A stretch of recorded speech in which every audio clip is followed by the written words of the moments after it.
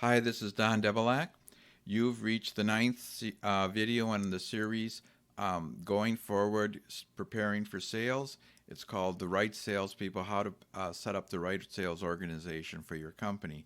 You've gone through the preliminary stages. You might have some salespeople you're already working with or some contacts that are salespeople. But now that you've obtained funding, you want to set up yourself for the sales organization that's going to carry you forth into the next level of business.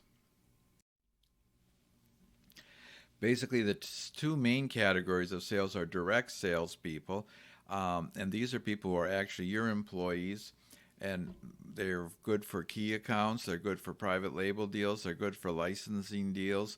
Often on these bigger accounts, the owner or the inventor does them, but sometimes the inventor doesn't really have sales experience, and they might want to bring on a person who can really do the job for them. Um, and sometimes having a direct salesperson who's got a lot of experience in the market dealing with the reps, so you have a combination of a direct sales manager along with reps is a good solution for inventors, provided they can afford it. If you're going to hire somebody for a direct, you need somebody with a success in your market. This is why you need to go to trade shows, go around those trade shows, meet people, meet salespeople, so that when you actually get ready to hire somebody, you have some names that you like and are willing to call. It's very tough to really just go on a one ad or hire a recruiter or something to find somebody because it costs a lot of money and you don't know if you get the right person. You're much better just being active in your associations and trade shows, meeting contacts to find people you think would be good sales people for you. Now, it's worth really taking out a stock option for the right candidates for performance. This goes back a ways, but I was working at one time when I was young for the person who first invented the first reclining dental chair. Now, he was a technician and kind of an engineering or nuts and bolt repair guy, and he really had no idea how to sell the product, but the dentist loved it. So what he did is he went around and asked the people he knew who was the best salesperson in the market, and they all talked about this one guy just being a fabulous salesperson. And so what he did is he went out and hired him and gave him stock options so that if he really could hit certain sales levels, he would get a lot of shares. And in 2 years, the company was up to about 30 million in sales, so it was a very successful strategy.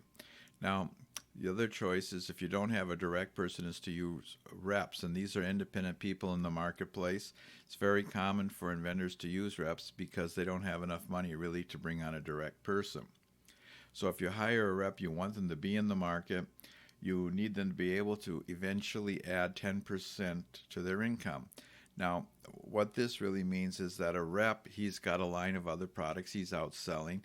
So if he's going to take on a new product and take it on with enthusiasm and drive and really push to get that product going, well, he's got to be able to make a certain increase in income before he's willing to do that. And I found that there really needs to be about 10%.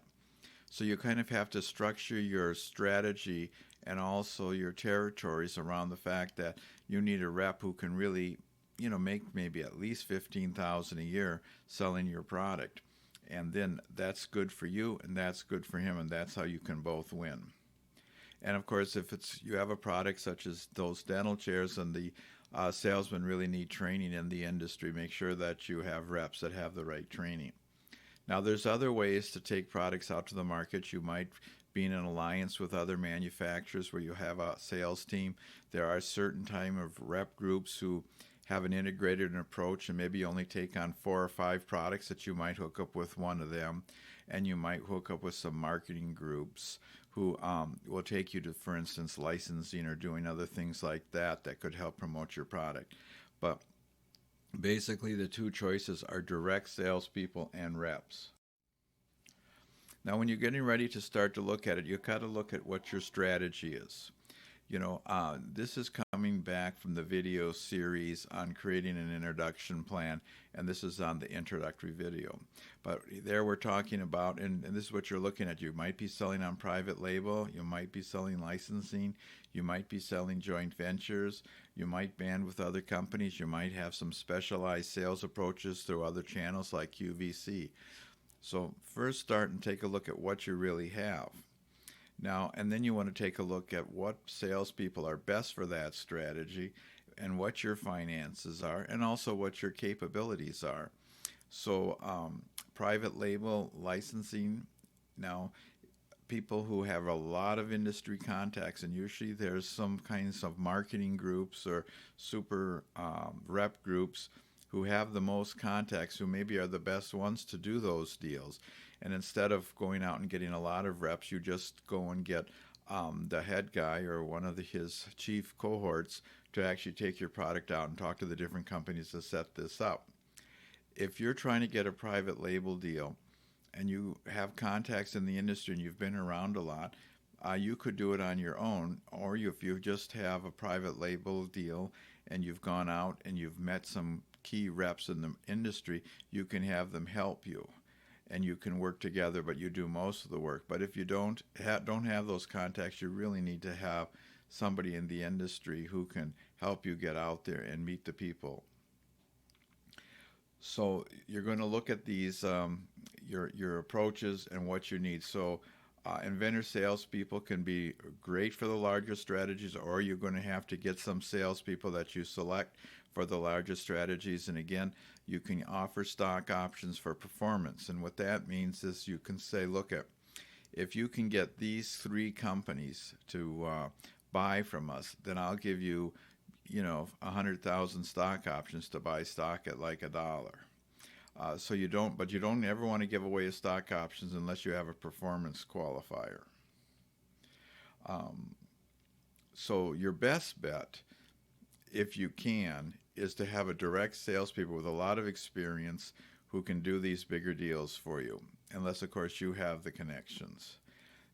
You don't want to use just your average rep for the big deals. You want to go and make sure that you have someone who's actually done quite a few of these, or you're going to use a rep group with maybe 15 or 20 people where they really have a lot of experience.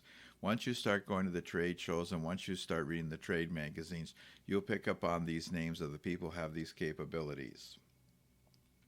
If you're going after smaller stores, the local sales reps are best if you can't afford to hire a staff. But you also want to look for specific reps. You don't want to just jump the gun here and hire reps. You want to look for a rep. Sometimes there'll be a rep who specializes in Target. There'll be a rep that specializes in Lowe's or Home Depot. And be sure that you explore the opportunity of getting that specialized rep who can take care of that one big store that you really want. Again, these are master sales reps. I kind of alluded to them earlier. Typically, they're called the marketing company. These are the companies that are in trade magazines all the time. They're being quoted. They give speeches at the association meetings.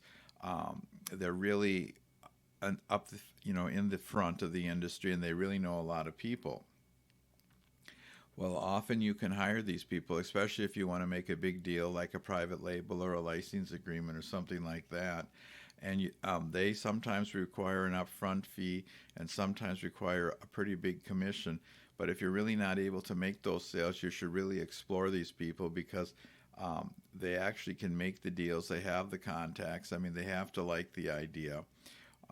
One of the things you want to be cautious of is that they just take your money and don't really like your idea and really try to sell it. But most of the time, they're well known in the industry. They're pretty honorable, and they're really to work with you. I also master sales reps, or these mean some of these sales groups that you're going to look at won't be independent, just one-man shops, but there'll be groups of 5 to 10. And if you can pick up some of the key men at those sites to take on some of your larger sales, that also works pretty good for you. So other options for major sales. When I talk about major sales is, we really talked about breaking even the first year and having the ability to make $200,000 or $300,000.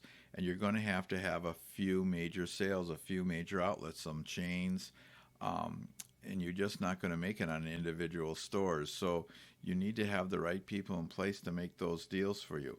And sometimes those complementary products, I've been telling you to meet these people at the trade shows and associations, but some of those companies that are going to be like you, maybe they're $3 or $4 million in sales, they're going to be pretty receptive to the idea sharing sales managers and executives.